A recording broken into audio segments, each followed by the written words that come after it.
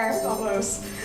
So I was trying to think of what to share today because I was like, it just feels like the last month or so has just been like full of miracles. And I thought, I can't let this week go by without acknowledgement. Not only is it Thanksgiving, it's my 1-year anniversary of coming to San Francisco. Yay! So I was like, for me, I think that's been probably the biggest miracle recently. Is accepting that and acknowledging that.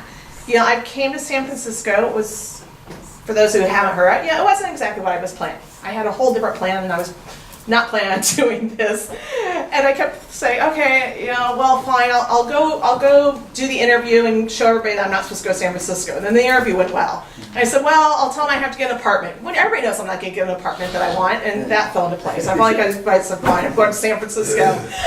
And landed here. It was funny, a couple of days ago, how Facebook will bring up like, hey, these are your memories from, And I had one came up a couple days ago, and I was like, why is my dog, Curie, who's now saying hi to everybody there, she's like, Mom's away from me.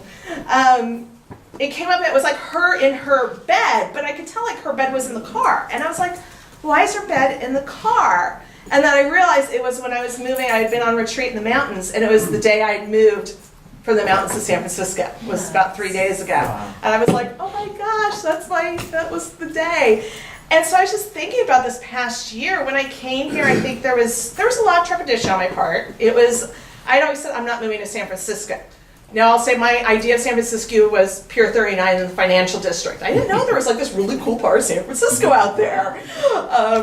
And so I was like, oh, fine, I'll go. And I came, it was like, I had worked with the computers a lot, but like I never thought I could create Miracles Monthly, which is our magazine that we send out every week. I learned how to use InDesign.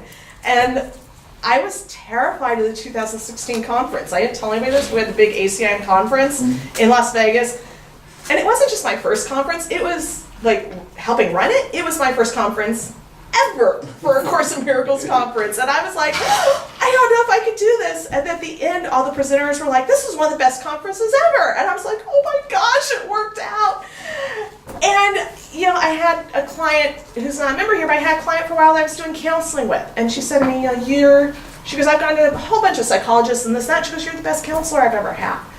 And it's just amazing for me that it was like I stepped out in faith and I said, okay, I'm going to, obviously I said to my friends, I was like, it'd be nice if God sent me a neon sign that said, go to San Francisco. And she was like, honey, except for the electrical outlet, you got the sign, you got everything you need.